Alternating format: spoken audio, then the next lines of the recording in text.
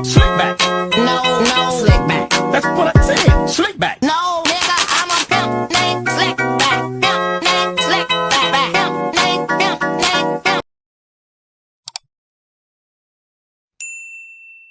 Sebelum masuk ke video, di sini saya akan menjelaskan apa sih komunikasi terapeutik itu. Untuk pengertiannya, komunikasi terapeutik adalah komunikasi yang dirancang dan direncanakan untuk tujuan terapi dalam rangka untuk membina hubungan antara perawat dengan pasien. Tujuannya yaitu untuk menegakkan hubungan terapeutik antara petugas kesehatan dengan pasien atau klien. Selanjutnya yaitu ada macam-macam komunikasi terapeutik. Yang pertama komunikasi pada anak, yang kedua pada remaja, yang ketiga komunikasi pada dewasa, dan yang keempat komunikasi pada lansia. Selanjutnya yaitu ada 4 tahap-tahapan komunikasi terapeutik.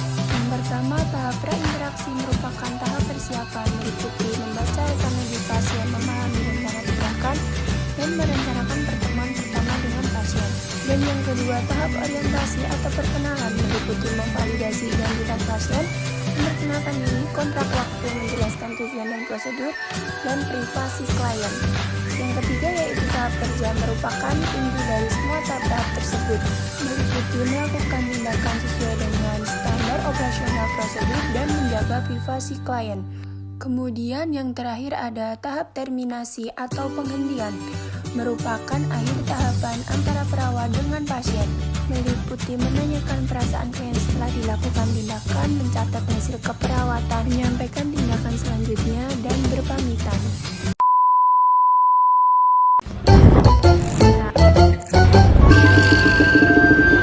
Assalamualaikum warahmatullahi wabarakatuh. Perkenalkan, saya Akila Maharani dari Universitas Gita Bangsa Surakarta dari Prodi S1 Keperawatan dengan NIM 230208089. Ini saya akan melakukan komunikasi terapeutik pada lansia dengan kasus hipertensi.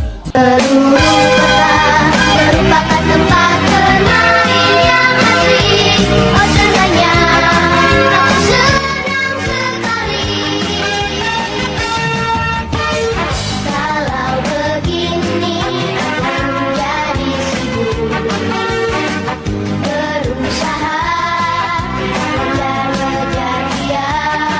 Matahari menyinari semua perasaan kita. Tapi mengapa hanya aku yang dimarahi?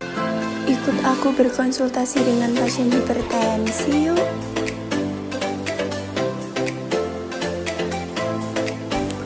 Sebelum berinteraksi dengan pasien, di sini saya akan mempersiapkan diri saya, mulai dari fisik saya dan juga alat seperti tensi, stetoskop, dan juga leaflet.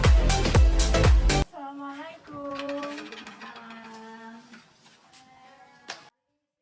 Mari silakan duduk.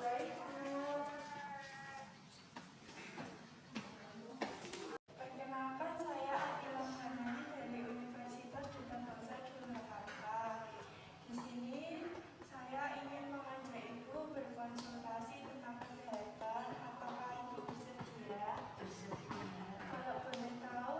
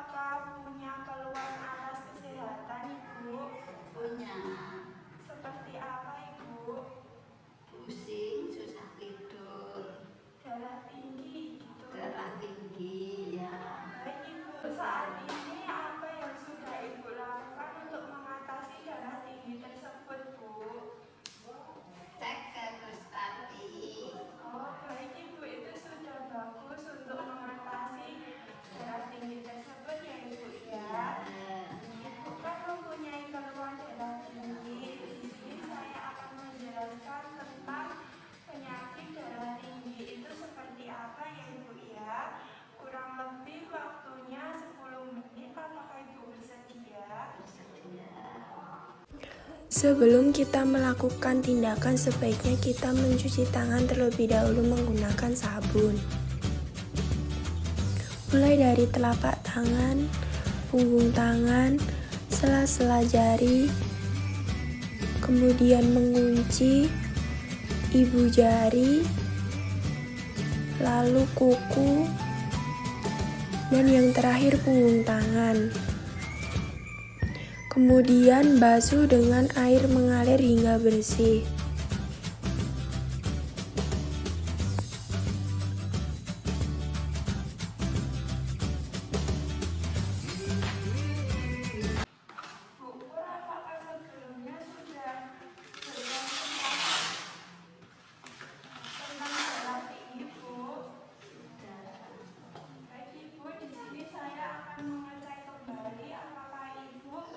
Darah tinggi atau bukan ya, Ibu ya?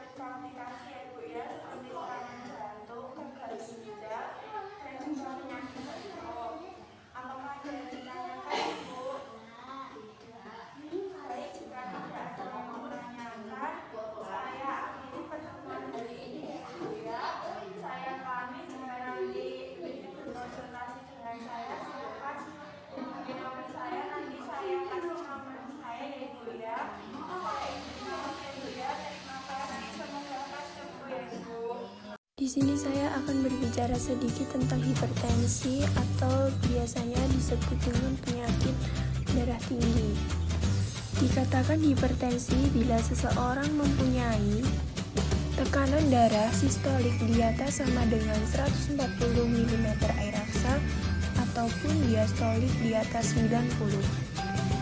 Untuk tekanan darah yang normal itu adalah untuk tekanan darah sistoliknya di bawah sama dengan 120 mm air raksa, dan untuk tekanan diastoliknya di bawah sama dengan 80 mm air raksa.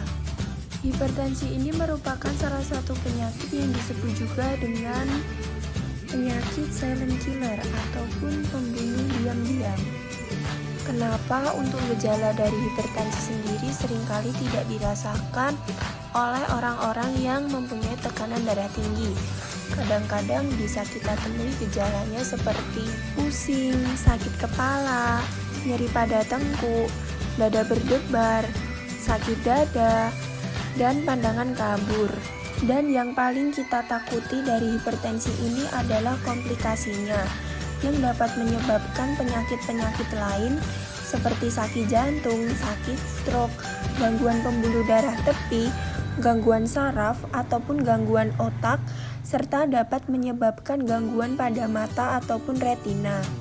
Untuk di Indonesia sendiri, angka hipertensi cukup tinggi. Hampir sepertiga dari orang dewasa menderita hipertensi. Dan sering sekali tidak diketahui dan tidak disadari bahwa mereka mempunyai tekanan darah tinggi. Apa sih penyebab hipertensi itu sendiri? Penyebab hipertensi sendiri ada dua faktor resiko yang bisa kita temui. Pertama, faktor resiko yang tidak dapat kita ubah, yaitu seperti umur, jenis kelamin, ataupun genetik atau faktor keturunan. Dan faktor resiko yang dapat kita ubah yaitu yang berhubungan dengan pola hidup. Nah, jadi bagaimana cara kita mencegah hipertensi itu sendiri? Yang pertama, penuhi gizi seimbang, kurangi makanan yang terlalu manis, terlalu asin, ataupun makanan yang berlemak. Yang kedua, pertahankan berat badan dan lingkar pinggang. Jadi, untuk pria sendiri, lingkar pinggang yang kita harapkan di bawah sama dengan 90 cm. Dan untuk wanita, di bawah sama dengan 80 cm. Kemudian, stop merokok, batasi konsumsi dari alkohol, olahraga yang teratur, dan jangan lupa untuk konsumsi obat-obatan hipertensi secara teratur.